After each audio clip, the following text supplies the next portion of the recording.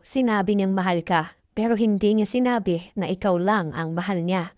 Kasi kinilig ka kaagad sa mahal kita. Hindi mo tinanong kung ilan kayo. Hindi mo tinanong kung exclusive ba. Basta narinig mo lang yung gusto mong marinig at yun na kaagad ang pinanghahawakan mo. Hindi kasi kasinungalingan ang sinabi niya na mahal ka niya.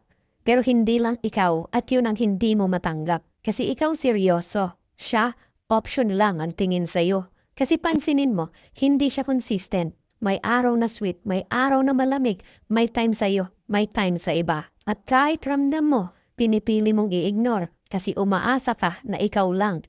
Pero hindi ka nag-iisa, hindi ka rin special sa kanya. Marami kayo, hindi lang ikaw ha. Kaya tandaan mo, hindi ka niloko. Hindi mo lang tinanong yung buong totoo. Kaya sa susunod, please, huwag kang kikilig-kilig agad sa salitang mahal kita.